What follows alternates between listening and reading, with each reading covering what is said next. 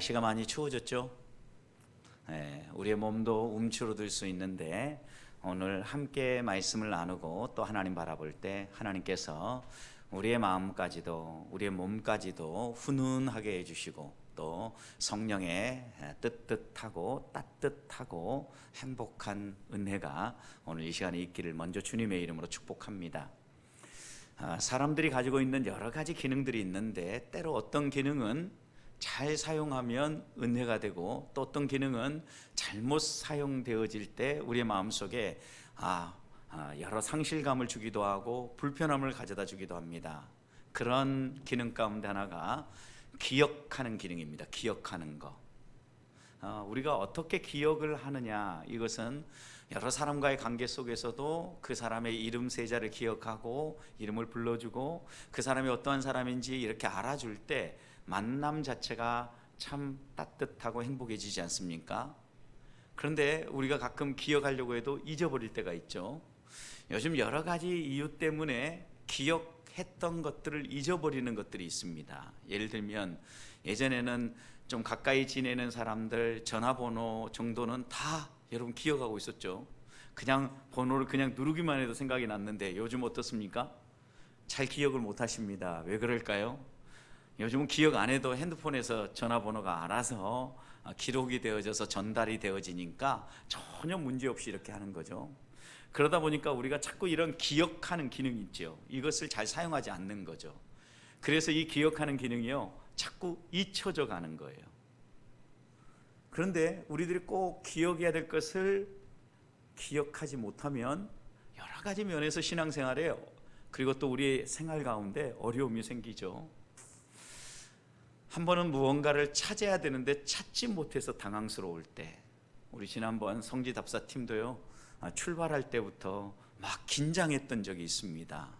한 분이 여권을 가지고 오셨는데 새 여권이 아니라 옛날 여권을 들고 오셨습니다. 그래서 시간 동안에 새 여권을 찾아서 가지고 와야 되는데 가지고 오실 분은 찾아놨는데 여권을 정작 어디에 두었는지 생각이 안 나는 겁니다. 그것을 그래서 찾을 때까지 발을 동동 구르고, 어떻게 보면 표현은 잘 안 하셨지만 속으로는 얼마나 긴장하고 또 마음속에 도대체 어디에 있었을까, 이렇게 당황스러웠던 경험이 있습니다. 그리고 어디에 들어있던 여권을 찾았다는 이야기를 들을 때 마음의 안도의 한숨을 쉴 수 있었고, 또 시간 내 그 여권이 잘 전달되어져서 아무런 문제 없이 이렇게 성지순례 쭉 같이 갔다 올 수 있었던 것이, 여러분 이런 것들을 보면 우리가 기억을 해야 되는데 이 기억이라는 기능을 잘 사용하지 않으니까 때때로 정말 잘 놔둔 거예요. 안 잊어버리려고 일부러 지갑 안에다가, 약간 큰 지갑 아닌 것 같아요, 거기에다가 새 여권을 잘 넣어놨는데 지갑에 넣어놨다는 생각이 안 나는 거죠. 근데 여기저기 찾아보다 보니까 거기에 있다는 것을 확인하게 되었고 또 찾게 되었는데, 우리도 때때로 보면 어떤 너무 소중한 것 이렇게 딱 둘 때가 있거든요. 저도 가끔 결혼 반지 오늘도 안 끼고 나왔는데 결혼 반지를 가끔 어디다 뒀는지 생각이 안 날 때가 있어요. 그래서 막 찾느라고 방황하면은 아내가 하는 얘기가, 우리는 기억을 잘 못하는 세대니까 항상 두는 곳을 고정하라는 거예요. 그럼 거기만 보면 항상 있을 거 아니냐고 이렇게 이야기하는 걸 보면서, 가능하면 이제 저만의 기억할 수 있는 장소, 반지는 빼면 여기다 항상 둬야지, 이렇게 생각을 하면서 그곳에다 두곤 하거든요. 그만큼 우리들이 잘 잊어버리기 때문에 그래요. 근데 여러분, 때로는 또 잊어버림이 은혜가 될 때도 있죠. 만약 여러분 생각해 보십시오. 여러분 마음을 속상하게 만들고 여러분을 정말 당황스럽게 만들었던 사람이 평생 가도 안 잊혀지고 계속해서 그 사람이 나에게 잘못한 게 기억나 보십시오. 그럼 어떻습니까? 참 어려워요. 그런데 이런 경험을 여러분 인생을 살아오는 동안 한두 번 겪는 게 아니잖아요. 어린 시절은 어린 시절대로, 청소년 시절은 청소년 시절대로 성장해 오면서 이런 아픔과 이런 경험들을 하면서 우리가 여기까지 다가온 거거든요. 그런데 그 어린 시절부터 있었던 그 아픔의 추억들이 여전히 살아가지고 지금도 우리의 기억 속에 생생하게 움직여 보십시오. 아마도 그러면 충격이 클 거예요. 신앙생활 하는데 마음에 여러 불편함들이 떠오를 거라고. 그래서 하나님이 또 그런 것들은 잊어버릴 수 있도록 망각의 은혜를 주셨거든요. 그 성경에 보면요, 어떤 것은 잊어버리라 그래요. 어떤 걸 잊어버리라 그럴까요? 이웃이 나에게 잘못한 것은 대체로 잊어버리라 그럽니다. 그런데 꼭 기억하라는 게 있습니다. 그건 뭘까요? 하나님의 말씀, 그리고 또 하나님의 은혜, 우리가 어떤 존재로 살아가는지 이런 것들은 기억하라 그러거든요. 근데 생각해 봐요. 여러분 신앙생활 하면서 혹시 이 두 가지가 바뀌지는 않았습니까?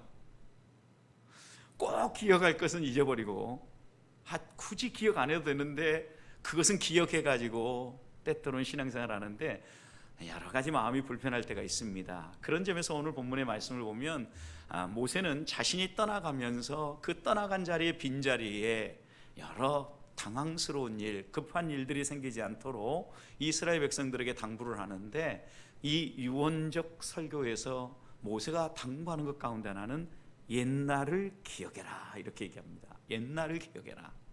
여러분 옛날을 기억해라 라고 얘기하니까 5절 말씀을 보면 이들이 얼마나 악한 존재였는가를 모세는 지적을 해요. 그 대표적인 단어가 무엇입니까? 여호와를 향하여서 뭘 행했어요? 악을 행했어요. 그런데 그들은 스스로 하나님 자녀라고 생각을 하고 있는데 모세는 그들을 향해서 뭐라고 해요? 하나님 자녀가 아니라 그래요.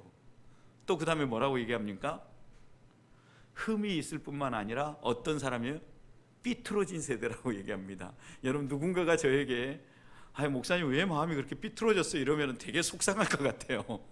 여러분 그런데 지금 모세가 이스라엘 백성들 앞에서 유언적 설교를 하는데, 야 너희는 하나님의 자녀도 아니고 흠도 많고 삐뚤어진 세대다 이렇게 얘기하는 거예요.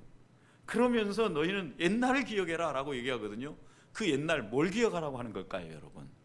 옛날, 여러분 이스라엘 백성들이 어떻게 하나님의 자녀로 부름을 받았는지, 너희는 지금 이렇게 삐뚤어졌고 마음도 정말 하나님께로 향하지 않고 순식간에 악을 행하며 죄 많이 짓는 이런 본성 자체가 악한 존재들인데, 너희가 어떻게 하나님의 자녀가 되었고 오늘 여기까지 이 모압 평지까지 오게 되었는가를 기억하라는 거죠. 여러분 우리는 이것을 기억하지 않을 때가 많아요.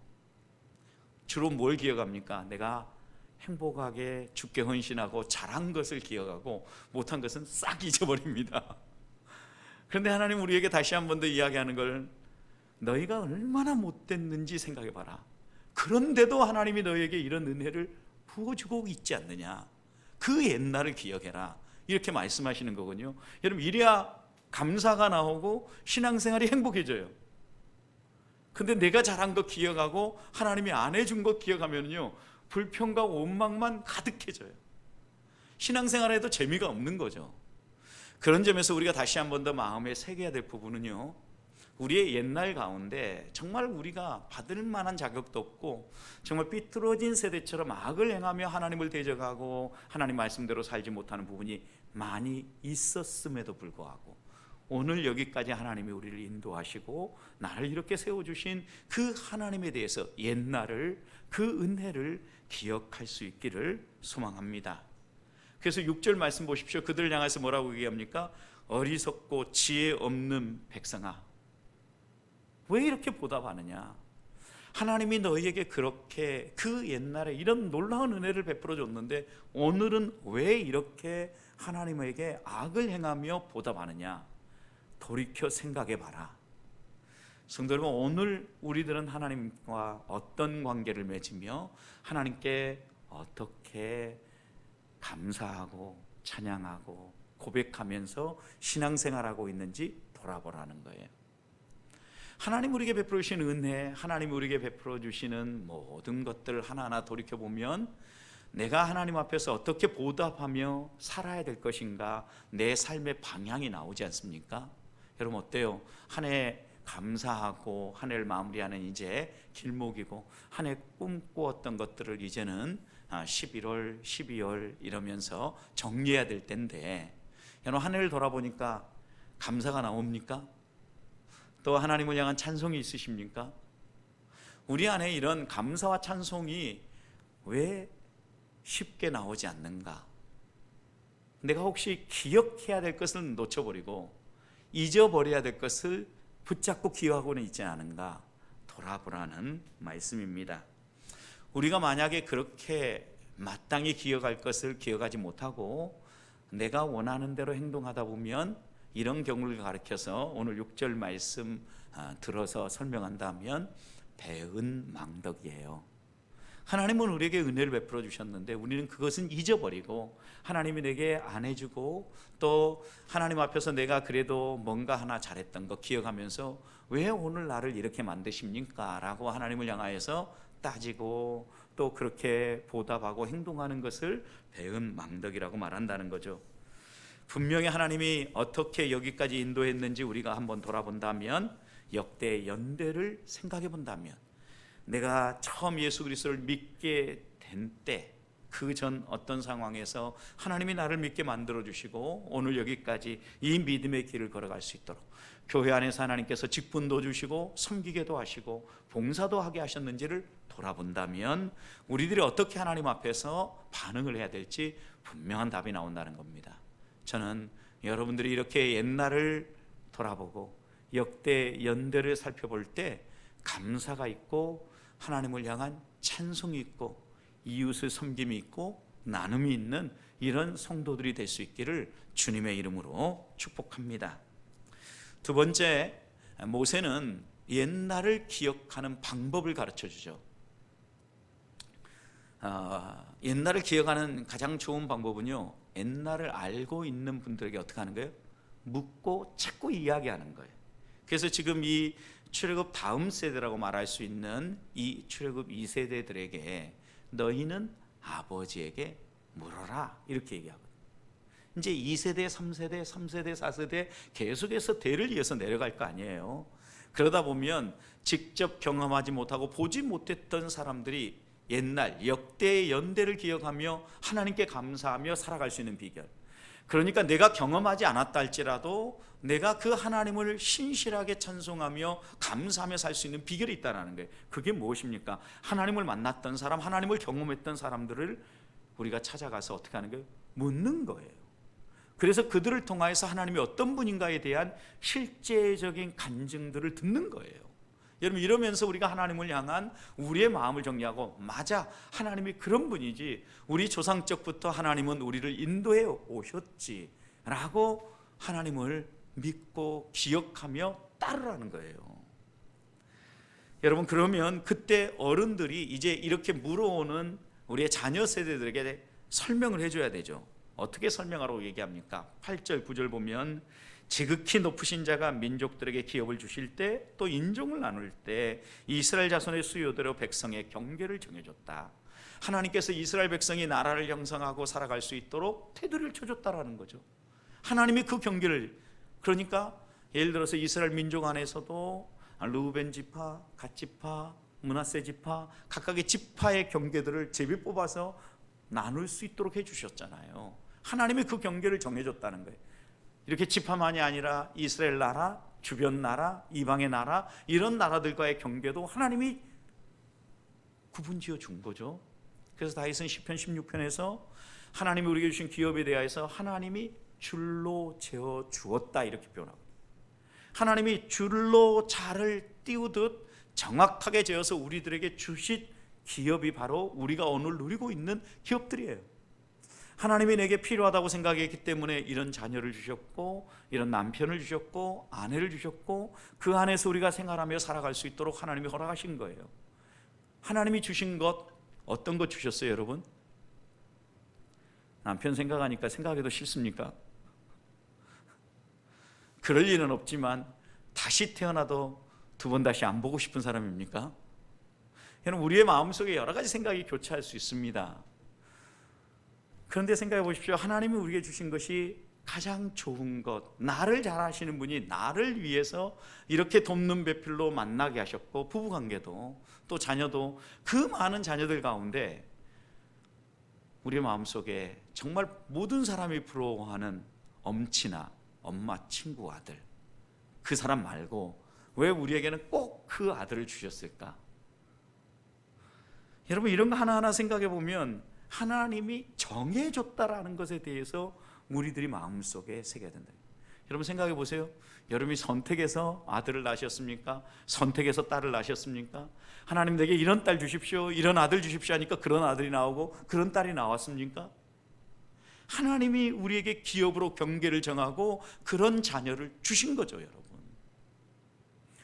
남편도 아내도 내가 선택한 것 같지만 결국은 하나님이 뽑아주시고 이끌어 주셔서 내 눈에 들어오게 하셨고 사랑의 마음을 싹 틔워주셨고 가정을 이루게 해주신 거죠. 여러분, 에덴 동산에서 아담의 갈비뼈를 뽑아서 하와를 만드셨을 때 하나님이 하와를 아담에게로 이끌어 오시잖아요. 하나님이 만나게 해주신 거죠. 결혼에 대해서도 대전제는 하나님이 이렇게 우리에게 만나게 해서 주셨다라는 거예요. 여러분, 이처럼 하나님이 우리의 연대, 우리의 역사, 우리의 과거를 다 돌아보면 하나하나 모든 순간마다 하나님이 경계를 정하며 하나님이 이렇게 인도해 주셨다라는 거예요. 이것을 우리는 기독교 신앙에서 하나님이 우리의 역사의 주관자이며 내 인생의 주관자라는 고백이에요. 하나님이 나를 섭리해 가신다라는 믿음의 고백이에요. 여러분, 그런데 내 인생에 어두운 부분도 있고 밝은 부분도 분명히 있어요. 하나님이 이런 부분을 같이 주시면서 내 연대를 스스로 예측하지 못하게 하고 누구를 바라보게 하고자 이렇게 주신다 그랬어요? 창조주이신 하나님을 바라보게 하고자 하나님이 이렇게 우리에게 주신다라는 거예요. 그렇다면 우리가 이걸 통하여서 다시 한 번 더 하나님을 의지하고, 하나님 내게 이런 어두운 부분도 있었지만 이렇게 밝은 부분 주신 것 감사합니다. 내가 이것을 추억하면서 하나님이 앞으로 저를 이렇게 인도하시기를 소망하면서 살게 해 주십시오. 이런 기도를 하며 하나님을 의지하라고 내 삶에 명암을 주신 거예요. 질곡의 날도 있지만 기뻐하며 찬양하는 날도 주셨다라는 거예요. 우리가 이렇게 하나님 앞에서 신앙생활할 때 우리 안에 사라졌던 감사가 살아나고 우리 안에 언제부턴가 늘어나기 시작했던 불평이 줄어들 수 있게 된다는 거예요. 또 한 가지 가르쳐 주시죠. 무엇을 이야기하라고 얘기합니까? 10절 보면 하나님이 지켜주시고 보호해 주신 것에 대해서 이야기하라는 거예요. 여호와께서 그를 항무지에서 짐승이 부르는 광야에서 만나시고 호위하시며 보호하시며 자기 눈동자같이 지켜주셨다라는 거예요. 여러분, 이스라엘 백성들이 느낄 때 광야에 대한 경험들을 되돌아볼 때 여러분, 하나님이 이렇게 지켜주셨다지만 때로 서운한 게 있었겠어요? 없었겠어요? 분명히 있었을 거라고요. 그래서 그들은 그러잖아요. 만나만 먹다가 보니까 고기도 생각나니까 왜 고기는 안 주십니까? 하니까 메추라기도 주셨잖아요. 분명히 명함이 있었다고요. 강한 생활 가운데에도. 또 이렇게 날마다 만나를 쪄도 먹고 볶아도 먹고 튀겨도 먹고 종류별로 해서 먹다가 그냥 날 것으로 생으로도 먹고 종류별로 먹다 보니까 입맛이 껄끄러지는 거죠. 그러니까 애굽에서 먹었던 부추도 생각나고 마늘도 생각나고 수많은 음식의 재료들이 생각나면서 차라리 종으로 죽어도 좋은데 애굽에서 그거나 잘 먹고 죽었으면 더 좋을 텐데, 우리 옛날 어른들이 그렇게 얘기하죠. 잘 먹고 죽은 뭐뭐는 뭣도 좋다던데 이러잖아요. 여러분 이런 말들을 우리가 흔히 이야기하면서 듣는데 아마도 이스라엘 이 광야의 백성들도 애굽에서의 그 음식들이 생각났을 때는 이런 불평들도 있었을 거라는 거예요. 그런데 이런 이야기만 계속하다 보면 하나님이 안 주신 것만, 하나님이 제때 안 해주신 것만 막 생각나는 거죠. 갈증이 나고 목이 타 죽겠는데 곧 죽으려고 하는데 하나님이 물은 안 주셔. 그래서 막 하나님 앞에 나아가서 모세에게 나아가서 우리 지금 목말라 죽을 것 같아요. 그러므로 하나님이 반석에서 물도 내주시는 이런 일들을 하시는데, 하나님 앞에 우리가 소망하고 간구할 때마다 하나님이 이렇게 빈틈없이 채워주셨다는 감사가 아니라, 여러분 하나님이 내게 그렇게 원하고 기도할 때까지는 안 주시더라고. 어떻게 보면 하나님은 깍쟁이 같아, 뭐 이렇게 말할 수도 있지 않았겠어요? 그런데 너희의 자녀들이 부모에 가서 하나님이 어떤 분이냐고 물으면 그렇게 말하지 말라는 거예요. 어떻게 얘기하라는 거예요? 하나님이 우리를 항무지에서도 지켜주고 들짐승들이 우리를 잡아먹으려고 그렇게 예랬을 때도 우리를 보호해 주셨고, 정말 척박한 환경에서도 하나님의 은혜가 아니면 내가, 우리 가족이, 우리 민족이 여기까지 올 수 없었다라고 얘기하라는 거예요. 실제 그렇잖아요. 그 당장은 엎치락뒤치락 하고 마음에 속상한 일도 있었을지 모르지만 내 인생 전반을 놓고 보면 쭉 큰 그림으로 내다봐봐요. 하나님이 오늘 여기까지 우리를 인도하신 놀라운 은혜와 사랑이 느껴지지 않습니까? 하나하나 지금 당하고 있는 고난이 있을 수도 있어요. 그런데 이 고난의 시간도 하나님은 어떻게 해요? 견디게 하시고 이기게 하시고 지나가게 하시고 또 이것이 좋은 밑거름이 되어서 하나님을 더욱 사랑하고 하나님을 의지하도록 인도해 주신다는 거예요. 그래서 하나님은요, 인도해 주신 것을요, 하나의 그림 언어처럼 우리에게 보여주시는 게 나오는데요, 11절 말씀 보세요. 하나님이 어떻게 우리 인도해 주셨는지. 독수리가요, 자기 새끼를 보호하고 훈련하고 이끌어가는데 자기 날개에 업어서 독수리를 훈련하고 그 날개 그들 아래 품어준 것처럼 하나님이 우리를 이렇게 위험한 순간에는 날개 위에 업어서 움직여 주시고 필요하다면 그 날개 아래에 품어도 주시고. 여러분, 그런데 이 새끼 독수리가 엄마 독수리 날개 위에 있을 때 와 신난다 막 오늘은 뭐 정말 재밌는 일이야 이럴 수도 있었겠지만 또 한편으로 어떤 생각이 들었을까요? 엄마 나 이러다 떨어지면 죽는 거 아니야? 얼마나 두려움이 또 있었겠어요. 여러분, 똑같은 엄마의 날개 위에서 세상을 바라보고 활강을 배웠던 새끼 독수리도요, 어떤 면에서는 두 가지 마음이 다 있었을 거라고요. 그런데 하나님이 우리들에게 해주시는 말씀은 뭐예요? 우리들의 이런 경험들 가운데 부정적 경험들보다는 결국은 이 모든 것들을 사용해서 우리를 어디로 이끌어 가려고 하는지 그 하나님의 인도하심을 기억하라는 거예요. 그걸 이야기해 주라는 거예요. 성도 여러분, 그런 점에서요, 우리가 하나님에 대해서, 신앙생활에 대해서, 교회에 대해서 한마디 한마디 이야기하는 것이 우리 자녀들의 신앙에 지대한 영향력을 미친다는 것을 잊지 말아야 합니다. 우리가 어떻게 그들에게 하나님을 이야기하고 우리가 만난 하나님을 어떻게 그들하고 나누느냐에 따라서 우리의 자녀 세대도 하나님을 바라보는 관점이 달라질 수 있다는 겁니다. 그런 점에서 우리가 하나님을 다시 한 번 더 어떻게 믿고 따르고 있고 우리의 자녀들에게 하나님을 어떻게 얘기하고 교회에 대해서 어떻게 얘기하고 믿음의 형제 자매들에 대해서 나는 무엇라고 이야기하는지 돌아봐야 돼요. 그러면서 하나님 우리에게 분명히 이야기하잖아요. 그들에게 또 믿음의 동역자들에 대해서 하나님이 어떻게 나를 붙잡아 주시고 그들을 통해서 나를 어떻게 인도해 가고 있는지 이 아름다운 추억을, 이 아름다운 역사를, 연대의 역사를 이야기하면서 함께 신앙생활하는 거예요. 저는 우리 보배교회 성도들이 이런 신앙생활 할 수 있기를 주님의 이름으로 축복합니다.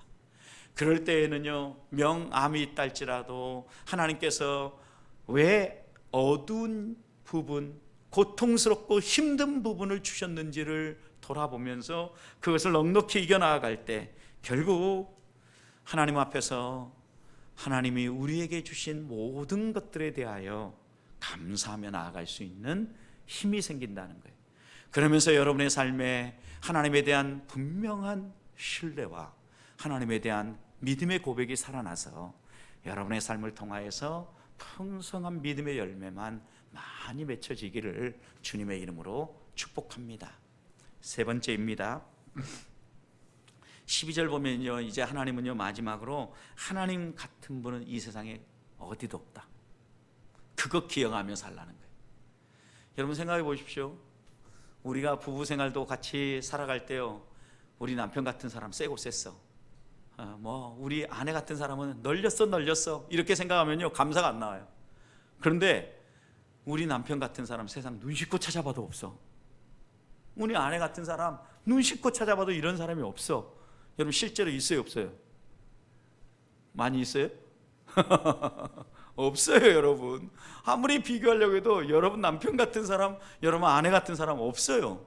하나님이 그렇게 뽑아서 우리에게 주신 거예요. 그러니까 어떻게 우리가 기억할 것인지 이거 매우 중요해요. 하나님도요, 하나님 같은 분 없다라고 생각해야 하나님만 의지하고 따라가게 되는데, 하나님, 다른 데 가도, 불교 가도, 천주교 가도, 어디 가도 이런 분은 세고 셌어 이렇게 생각하면요, 하나님을 의지하지 않아요. 양다리 걸쳐요. 하나님이 우리에게 기억하라고 하는 것 분명히 느껴지잖아요. 12절 여호와께서 홀로 그를 인도하셨고 그와 함께한 다른 신이 있었어요, 없었어요? 없다라고 얘기하잖아요. 하나님 같은 분은 없다라는 거예요. 우리에게 이런 은혜를 베풀고 우리를 이렇게 광야 생활까지 해서 출애굽에서 광야의 생활까지 지금 이 가나안 땅, 약속의 땅을 주겠다고 우리를 모압 평지까지 이렇게 인도하신 하나님은 세상 어디를 찾아봐도 없다. 그 하나님 한 분만을 기억해라. 이렇게 당부하고 있는 거죠. 사랑하는 성도 여러분, 그런 점에서요, 우리들이 하나님을 바라볼 때요, 그 하나님을 소개하고 있는 말씀을 꼭 기억해야 돼요. 풀은 마르고 꽃은 시들지만 시들지 않고 마르지 아니하고 영원한 게 뭐예요? 하나님의 말씀이에요. 여러분 2절 말씀 보십시오. 오늘 우리가 읽지는 않았는데 2절 말씀 보면 내 교훈은 무엇처럼 내려요? 비처럼 내려요. 내 말은 무엇처럼 맺혀요? 이슬처럼 맺혀요. 여러분 생각해 보십시오. 여기에 내 교훈, 하나님의 말씀이죠. 하나님의 말씀을 지금 모세가 계속해서 시내산에서 받았던 그 율법을 다시 한번 풀어서 설명해 주는데, 하나님의 말씀, 그러니까 이 모세의 개인적인 교훈이 아니에요. 하나님의 말씀을 풀어준 작업이죠. 그것이 무엇과 같다는 거예요? 여기 있는 것처럼 하늘의 비처럼 내리고 이슬처럼 내린다는 거예요. 여러분 이스라엘 백성들에게 비와 이슬이 얼마나 중요한지 아시죠? 여러분 허벌판 광야 누런 그 땅에요, 이슬이 내리기 시작하면요, 그 땅을 변화시키는 새싹이 파릇파릇 돋아나기 시작한다. 비가 내리면요, 죽어 있는 듯한 씨앗들이요, 눈을 띄우고 생명을 발하기 시작하는 거예요. 무엇이 이런 역할을 해준다는 거예요? 하나님의 말씀이. 우리가 이 세상을 살아가는데 광야처럼 정말 척박하고 은혜가 없고 내 마음이 쩍쩍 갈라지고 말라 비틀어져 버렸다 할지라도, 하나님의 말씀이 우리에게 다가오고 그 말씀이 우리에게 은혜가 되면, 비처럼 이슬처럼 우리에게 오면 생명이 솟아나고 그 안에서 기쁨이 살아나고 그 안에서 찬송이 살아난다는 것입니다. 이어서 보십시오. 그 다음에 연한 풀 위에, 여러분 어떤 비? 연한 풀 위에 어떤 비? 가는 비. 여러분 연한 풀 위에 소낙비 내려보십시오. 그럼 어떻게 돼요? 이 풀 다 찢어져 버려요. 여러분 아시잖아요. 연한 막 채소가 새싹을 내고 있는데 막 강한 비가 쏟아져 와요. 다 축 늘어지고 전부 찢어져 버리잖아요. 하나님은 그렇게 대하지 않는다는 거예요. 연한 풀에는 뭘 주셔요? 가는 비, 감당할 은혜, 거기에 필요한 만큼 적절하게 주신다는 거예요. 또 여러분 채소 위에 뭐? 단비를 주신다. 채소가 이제 수분이 좀 있어야 되겠는데 이렇게 목말라 있을 때 거기에 딱 어울리는 제때에, 적절한 때에 어울리는 단비를 주신다는, 무엇이요? 하나님의 말씀이 이와 같다라는 거예요. 여러분 그런 점에서 우리가 하나님의 말씀을 놓치고 나면 가는 비와 같고 단비와 같은 이 말씀이 우리에게서 사라져 버리면요, 가랄 때 우리의 이 가람을 채워줄 공간이 없어요. 쓰러질 것 같고 지금 넘어질 것 같은 연약한 풀과 같은 이런 우리가 다시 보호받고 생기를 얻어서 든든하게 자랄 기회를 놓쳐버린다는 거예요. 그런 점에서 우리들이 하나님 앞에 나아갈 때 옛날을 기억하고 하나님이 어떤 분인가를 기억하되 그 다음 꼭 또 기억해야 될 것이 있다면 하나님의 말씀이다, 이렇게 이야기하고 있는 겁니다. 성경 말씀 곳곳을 보십시오. 히브리서 14장 12절 말씀을 보면 하나님의 말씀은 살았고 운동력이 있어서 우리의 영과 혼과 관절과 골수를 찔러 쪼개며 우리를 하나님 앞에 더 가까이 나아갈 수 있도록 우리를 수술하고 다듬어 준다 했잖아요. 우리가 아무리 지쳐있고 하나님을 바라보지 못할 그런 마음을 가지고 있어도 우리를 변화시키고 우리를 새롭게 하실 것은 하나님의 말씀임을 이야기하고 있는 거죠. 시편 119편 105절 말씀은, 여호와의 말씀은 내 가는 길에 뭐예요? 등불이라 그랬어요. 갈 길 몰라 방황할 때, 정말 내가 무엇을 해야 될 때, 하나님 내가 어떻게 하는 게 바람직한 일입니까? 라고 무릎 꿇어 구할 때 그 말씀이 나에게 환한 빛이 되어서 갈 길을 비춰주시고 열어주신다라는 거예요. 그것만입니까? 죽어가는 우리 영혼을 살려내는 것도 말씀이에요. 내가 복음을 부끄러워하지 아니하노니, 바울이 로마서 1장 16절 그렇게 고백하잖아요. 이 복음은 모든 믿는 자에게 구원을 주시는 하나님의 능력이 됨이라. 성도 여러분, 그런 점에서 우리가 하나님의 말씀을 사모하십시다. 가까이 하십시다. 그리고 그 말씀을 대할 때마다 내가 믿고 있는 하나님이 이 세상 천지에 눈 씻고 찾아봐도 그런 분은 없다라는 이 마음 변치 마십시다. 그리고 무엇보다도 우리의 과거 역사부터 지금까지 우리의 옛날의 연대를 통하여서 항상 우리를 지켜주시고 여기까지 여러 아픔의 계곡 속에서도 일으켜서 다시 한 번 더 믿음의 경주를 해갈 수 있도록 인도하시는 그 하나님의 손길에 대해서 기억하며 살려는 거예요. 그럴 때 우리 안에 어떤 환경을 만나도 하나님이 주신 약속의 땅이라지만 그것에 우리보다 훨씬 더 강한 가나안 족속이 있다 해도 하나님의 약속을 붙잡고 당당하게 걸어가야 할 그 길을 걸어갈 수 있다는 것입니다. 사랑하는 성도 여러분, 한 해가 마무리돼가는 길목입니다. 올해는 돌아보면 정말 많은 일들이 있었지 않습니까? 어떻게 보면 이렇게 가양동 예배당을 이사해 온 것도 정말 놀라운 일이지요, 여러분. 누구도 계획하고 누구도 그렇게 생각하지 않았지만 하나님께서 하나님의 손길로 우리를 이끄시고 또 안내해서 여기까지 온 거 아닙니까? 하나하나 돌아보십시오. 한 해를 마무리하는 이 계절에 하나님께서 우리에게 베풀으신 옛날을 기억하고 또 하나님의 말씀을 기억하고 하나님 같은 분이 없다는 사실을 기억하면서 하나님을 향한 우리의 믿음 고백, 신앙 고백이 분명해지고 또 하나님 우리에게 약속하신 약속의 복들이 이 한 해가 마무리되기 전에 우리 모든 성도들의 삶에 가득 채워지는 이런 놀라운 복이 있기를 주님의 이름으로 축원합니다.